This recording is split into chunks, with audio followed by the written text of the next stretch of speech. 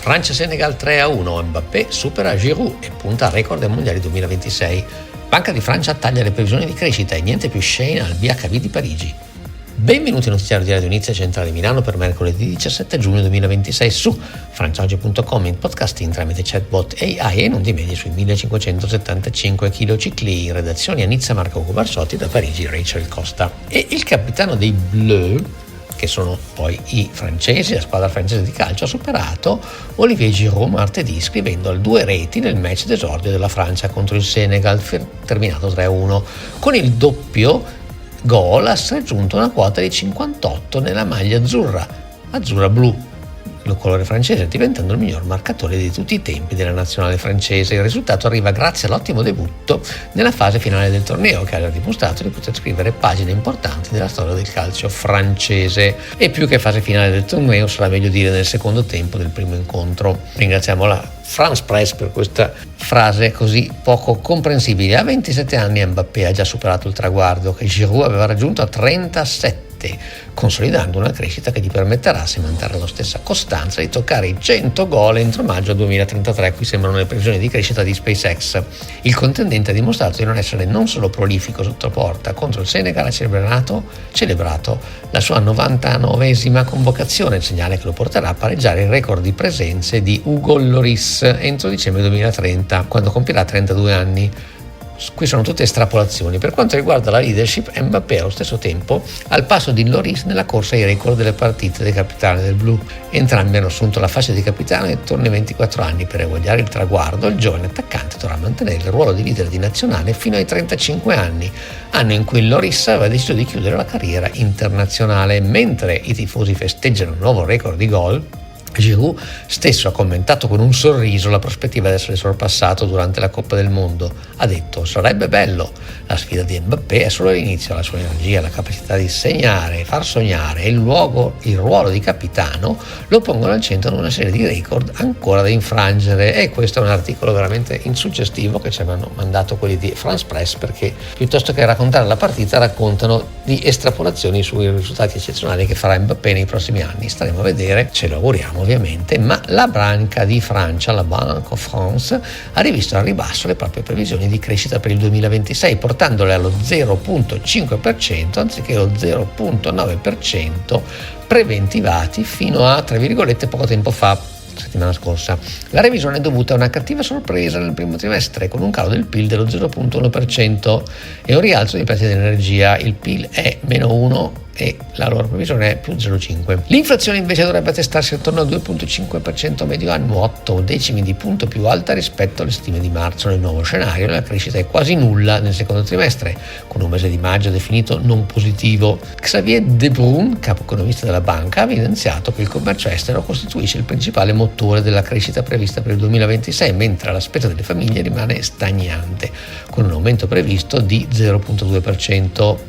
più che dovuto all'inflazione. Il modello di base si fonda su prezzi dell'energia moderati, $83 al barile per il petrolio e €46 per il megawattora di gas. Tuttavia, se le tensioni legate alla guerra in Iran dovessero protrarsi e i prezzi energetici rimanessero elevati, la crescita potrebbe addirittura azzerarsi per l'intero anno, secondo lo scenario più sfavorevole elaborato dalla Banca di Francia. Il ministro dell'economia ha osservato che le previsioni, pur essendo incomplete, non riescono a cogliere le recenti evoluzioni internazionali, tra cui il cessate il fuoco e la riapertura dello stretto di Hormuz, fattori che potrebbero fungere da volano per la ripresa. Il ministro Roland Lescure ha sottolineato l'importanza di un ritorno alla fiducia collettiva come leva più efficace della spesa pubblica per sostenere la crescita.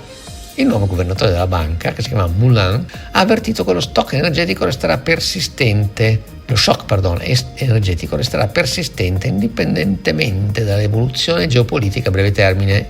L'accordo tra Stati Uniti e Iran, che ha fatto scendere il prezzo del Brent sotto gli $80, ha temporaneamente alleviato le pressioni, ma non è sufficiente a cancellare l'effetto a lungo termine. Secondo le previsioni, la crescita dovrebbe riprendere nel 2027, raggiungendo lo 0,9. Ma sentiamo cosa da a raccontarci in merito la nostra Rachel. Editoriale di Rachel. 0,5% di crescita, o la favola che si sgonfia lentamente. Eccoci qua, puntuali come un treno francese in ritardo. La Banque de France, quella istituzione che dovrebbe essere il tempio della serietà numerica, Ha appena preso il suo bel paio di forbici e ha tagliato le previsioni di crescita per il 2026 dallo 0,9% allo 0,5%. Un ritocchino, direte voi. Ma quando il PIL già cala dello 0,1% nel primo trimestre, quando maggio è stato non positivo e l'industria tossisce. Con mezza punta di differenza, sa tanto di confessione a denti stretti. L'inflazione galoppa verso il 2,5%. I prezzi dell'energia mordono più del previsto per colpa delle tensioni mediorientali. Le famiglie spendono come pensionati in crociera. Quasi pochissimo. L'assicuratore sta stimato. L'unico motore che ancora borbotta è il commercio estero. Complimenti, signori. Con le corna possono continuare con il loro moral suasion, con i discorsi ottimisti e le foto di cantieri che forse un giorno partiranno. Ma nemmeno gli enti di statistica riescono più a tenere in piedi la bella narrazione della presa solida. L'Italia è una sola, l'economia francese sta strisciando, se non proprio contraendosi. La tecnica preferita resta quella delle revisioni a ribasso progressive, seguite con il contegocce per non spaventare troppo il pubblico. Come sempre, ci vogliono mesi perché ammettono quello che molti già vedono per strada: negozi che chiudono, conti che non tornano, potere d'acquisto che evapora. Grazie Banca di Francia per aver tolto un altro velo. La favola della crescita miracolosa è finita. Rimane solo la contabilità reale, quella senza filtri rosa. Con del giorno. Il monaco chiese a Zhao Shu: Maestro, l'economia ha la natura di Buddha? Sì, rispose Zhao Shu. Allora perché le previsioni continuano a calare come foglie d'autunno? Zhao Zhu disse: perché chi annuncia la crescita teme di guardare il terreno nudo. Preferisce dipingere fiori su rami secchi. Un'altra volta il monaco insistette: Maestro, l'economia ha la natura di Buddha? No, rispose Zhao Zhou. Ma tutti i fenomeni hanno la natura di Buddha. L'economia no? Zhao Shu sorrise. Perché chi la governa è ancora attaccato. Oh, illusione del numero che sale e non vede il vuoto che già c'ha. Ma torniamo alle notizie. Welcome to the Radio Nice and Central Milan Bulletin for Wednesday, 17 June 2026 on France Today. In podcasting, via AI chatbot, and on medium wave at 1575 kHz. In the editorial office in Nice, Marco Hugo Barsati. From Paris, I am Rachel Costa. News from France World Cup 2026. Mbappé surpasses Giroud and aims for new records with the Blues. The captain of the Blues overtook Olivier Giroud on Tuesday, scoring 2 goals in France's opening match against Senegal. With the brace, he reached 58 goals in the blue shirt, becoming the all-time top scorer for the national team. The result comes thanks to Kylian Mbappe's superb debut in the tournament's final stage, which has already shown he can write important chapters in French football history. At 27, Mbappé has already passed the milestone that Giroud reached at 37, consolidating a growth that will allow him, if he maintains the same consistency, to reach 100 goals by May 2033 at age 35. The contender has shown he is not only prolific in front of goal. Against Senegal, he marked his 99th call-up, a sign that will bring him level with Hugo Lloris's appearance record, 145, by December 2030, when he will be 32. With that result, he will enter the top 10 of most capped players and will have the chance to surpass Didier Deschamps as well. Regarding leadership, Mbappé is on par with Lloris in the race for the record of matches as captain of the Blues. Both took on the captaincy around age 24.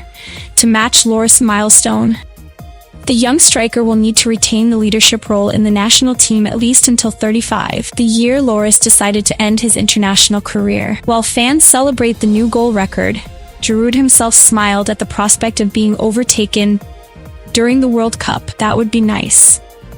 Mbappe's challenge is only beginning. His energy, scoring ability, and captaincy place him at the heart of a series of records still to be broken. Note: the article analyses Kylian Mbappe's record prospects in the concluding phase of the 2026 World Cup and his impact on French national team history. Fact check by Gemma 4. It will finally be 0. 5%, up from 0. 9%, and above all, purchasing power will contract. the Bank of France drastically cuts growth forecasts for 2026. The Bank of France has revised down its 2026 growth forecasts, bringing them to 0.5% instead of the previously projected 0.9% a short time ago. The revision is due to a bad surprise in the first quarter, with GDP falling by 0.1% and energy prices rising more sharply than expected since the Middle East conflict. Inflation, however, is expected to stand around 2.5% annual average, 0.8 of a point higher than the March estimates. In the new scenario, growth is almost nil in the second quarter, with May described as not positive for the economy, especially for the industrial sector. Xavier de Bruyne, chief economist of the bank, pointed out that foreign trade is the main driver of the expected 2026 growth, while household spending remains stagnant with a projected increase of only 0.2%. The baseline model assumes moderate energy prices, $83 per barrel for oil and $46 per megawatt hour of gas. However, if war-related tensions in Iran persist and energy prices stay high, growth could even zero out for the whole year, according to the bank's most unfavorable scenario. The Ministry of Economy noted that the forecasts, although incomplete, failed to capture recent international developments, including the ceasefire and the reopening of the Strait of Hormuz, factors that could act as a catalyst for recovery. Minister Roland Lescure emphasized the importance of a return to collective confidence as the most effective lever of public spending to sustain growth. The new governor of the bank, Emmanuel Moulin, warned that the energy shock will remain persistent regardless of short-term geopolitical evolution. The U.S.-Iran agreement that pushed Brent below $80 temporarily eased pressures, but is not enough to erase the long-term effect. According to the projections, growth should resume in 2027, reaching 0.9%, 1% higher than the previous scenario, and 2% in 2028. This outlook is more optimistic than the International Monetary Fund's estimate of 0.7% for 2026, and more cautious than the government's target, still fixed at 0.9%. The higher inflation, driven by rising energy, kerosene, and food prices, will cut households' purchasing power by 0.4% in 2026, as wages grow only 1%, while the unemployment rate rises to 2%. However, a recovery of purchasing power is foreseen in 2027, plus 0.5%, and 2028, plus 4%, thanks to more contained inflation, 1.7%, and unemployment falling back below 8%, 7.8% in 2028. The new public deficit target of 5% of GDP by the end of 2026 now appears unattainable.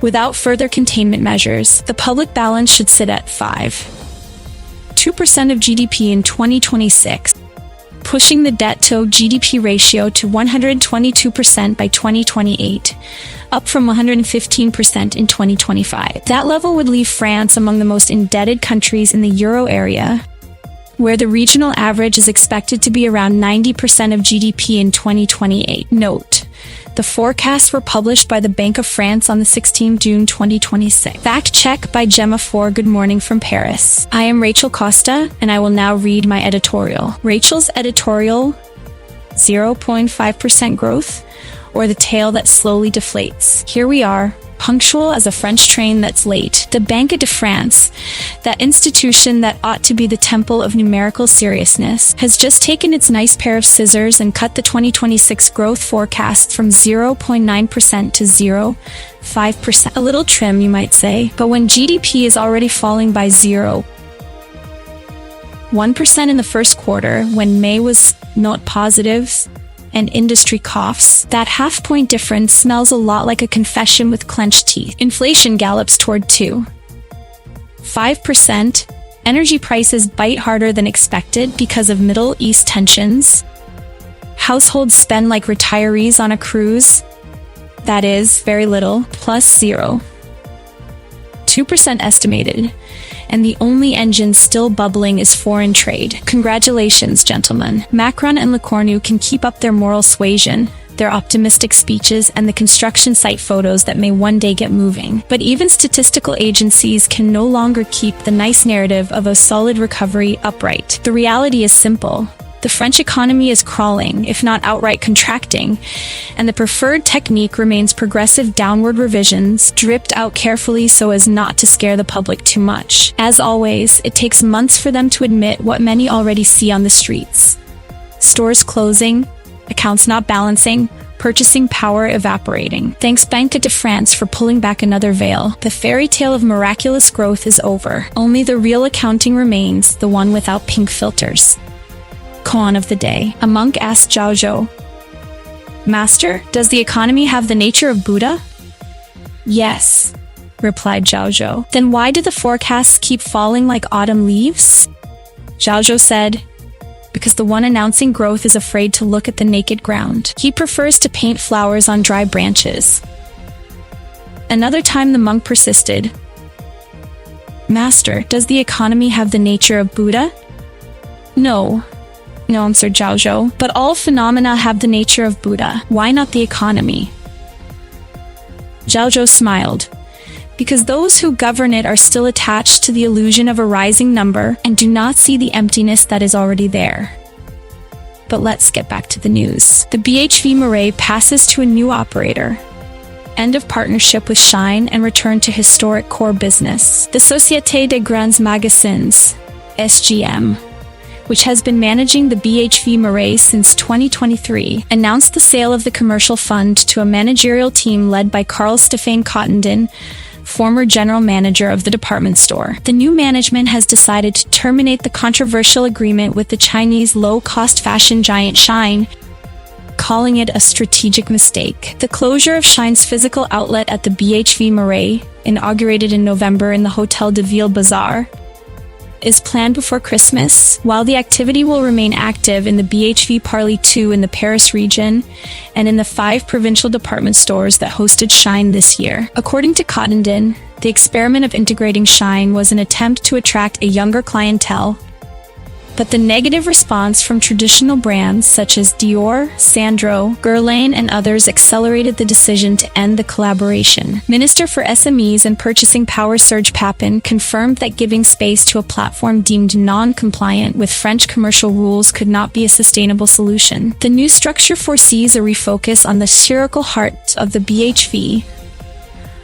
home goods, DI decoration, furniture, lighting, kitchen, tableware, home textiles, creative hobbies, appliances, linen, books, and related items. A significant share of the new capital will be allocated to the roughly 700 Parisian employees, with the promise of a real recovery from Frédéric Merlin, co-founder of SGM, who emphasized that he fought to save the BHV from closure, even though Brookfield's acquisition of the premises had encountered setbacks. Context note: article based on the SGM press release and statements given to journalists, published by BFM Business on the 16th June 2026. Fact check by Gemma 4.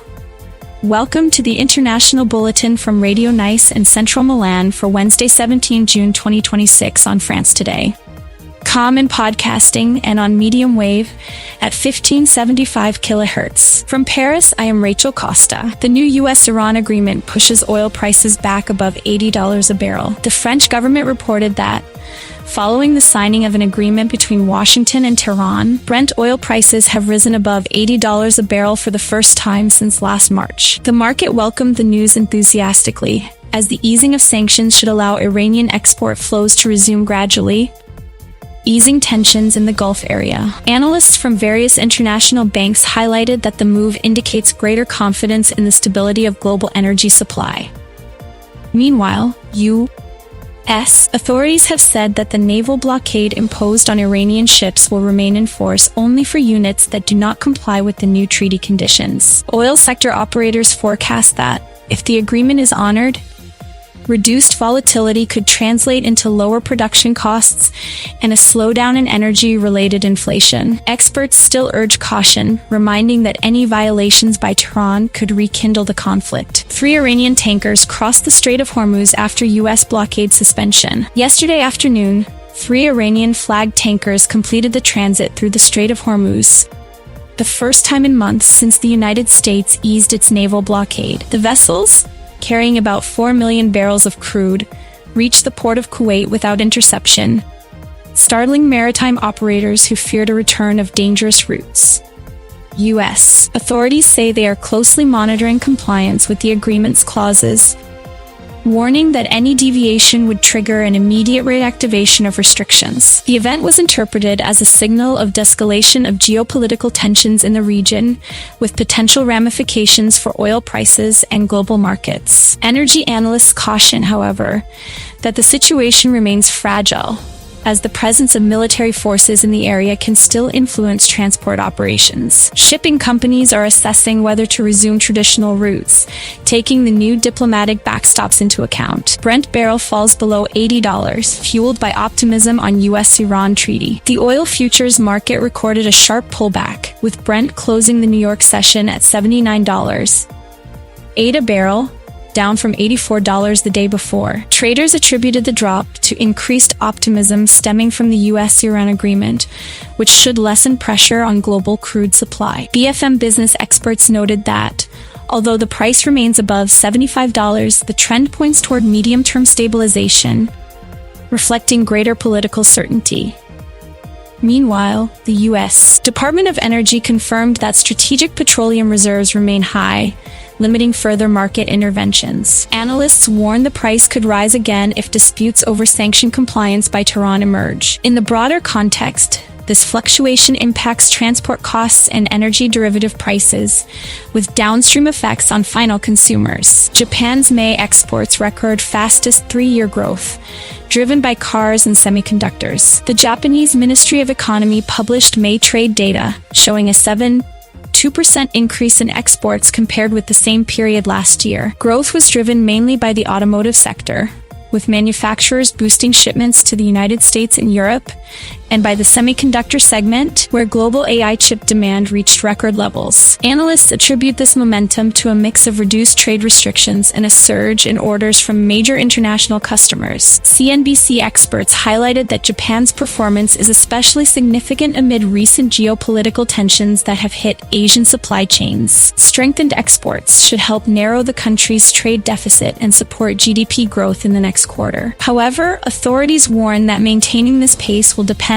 on the ability to address critical component shortages and on developments in global monetary policy. Qualcomm weighs acquisition of Tenstorrent to boost AI chip capabilities. According to an internal source cited by the Information, U.S. telecom giant Qualcomm is entering talks to acquire Tenstorrent, a startup specializing in AI accelerator design. The deal, potentially worth $2 billion, would aim to integrate Tenstorrent's technology into future Qualcomm chipsets, allowing the group to compete more effectively with giants such as Nvidia and Apple in the AI processor market. Industry analysts say the acquisition would enable Qualcomm to diversify its portfolio beyond traditional mobile connectivity solutions. The negotiation comes amid surging demand for AI hardware driven by applications ranging from data centers to edge devices. If completed, the deal should accelerate Qualcomm's product roadmap, targeting the launch of new AI chips by 2028. Observers remain cautious about the final valuation,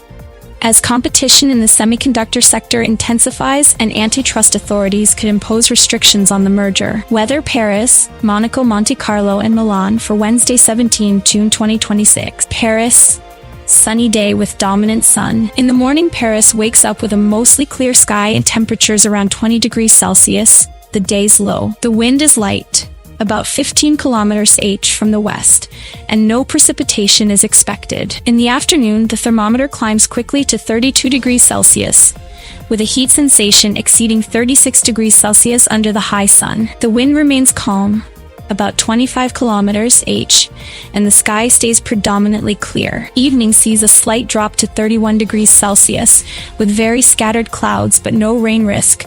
Wind continues at moderate intensity. At night, temperature falls to 22 degrees Celsius, wind from the north at 30 km/h, but the sky remains clear. According to expert Regis Crepet, the strong heat wave is unusual but not exceptionally dangerous, with a +7 degrees Celsius difference from the seasonal norm. Monaco, Monte Carlo, Mediterranean heat. clear sky. Morning in Monaco, Monte Carlo starts at 24 degrees Celsius with a light humidity making it feel like 27 degrees Celsius. An easterly wind at 15 kilometers h with no rain. The sun dominates the panorama and clouds are almost absent. In the afternoon, the thermometer reaches 27 degrees Celsius, but strong solar radiation makes it feel like 38 degrees Celsius. While the wind shifts to southeast with gusts of 20 kilometers, keeping the sky almost completely clear. Late afternoon brings a slight dip to 24 degrees Celsius. Humidity rises a bit and wind from southwest at 25 kilometers h. Still no precipitation. At night, temperature drops to 21 degrees Celsius. Wind from northeast at 15 kilometers h. Sky stays clear and no rain is expected. In summary, the day offers temperatures between 24 and 27 degrees Celsius. Light to moderate wind and total absence of rain. Milan. Summer heat wave, clear sky. At sunrise, Milan records 22 degrees Celsius, feeling cooler at 19 degrees Celsius, thanks to a north-northeast wind at 8 kilometers, and the sky is clear with no rain. The morning continues with similar conditions. Wind remains light, and the sky stays almost cloudless. In the afternoon, temperature spikes to 34 degrees Celsius, feeling almost 38 degrees Celsius, while wind turns southwest with gusts around 20 kilometers h, but precipitation continues to be absent. Late afternoon brings a mild easing, dropping to 31 degrees Celsius with sporadic clouds but still no rain, and wind remains moderate. At night, temperature falls to 22 degrees Celsius. North wind blows at 30 kilometers, sky remains clear, and there is no risk of showers. According to expert Daniele Berlusconi of 3BM Meteo, the 34 degrees Celsius high is plus 7 degrees Celsius above the seasonal average, but the lack of rain and weak wind reduce the danger of thermal emergencies. Rachel's weather editorial: when climate becomes everyone's excuse. Isn't it amazing how every tiny temperature shift automatically becomes a global sign of climate change, right? If your tea is hotter than yesterday, the planet is already on fire. Or is it just your thermos that improved its insulation? We wonder whether it's really necessary to attribute every annoying muggy afternoon or sudden drizzle to a planetary influence. Maybe the next step will be to declare war on hiccups because, according to some, that's the last bastion of a balanced climate. After all, nature has always had its moods. Why not accept rain as just rain and let forecasts remain at least a good excuse for a hotter coffee? Koan of the day, monk. Today the sun shines without pause. Thermometers read 27 degrees Celsius and the wind gently caresses the cliffs. Zhao Zhou. I want to know if the wind blows on my heart or if it's only the sea breeze that brushes me. And that's today's weather. Sign off. Online, on X and Mastodon, on all smart speakers and on medium wave. This is Francia-Senegal with Central Milano 1575 kHz. This is all for now. From the Paris newsroom, I'm Rachel Costa. This is Radio Niza, Central Milano 1575 kHz.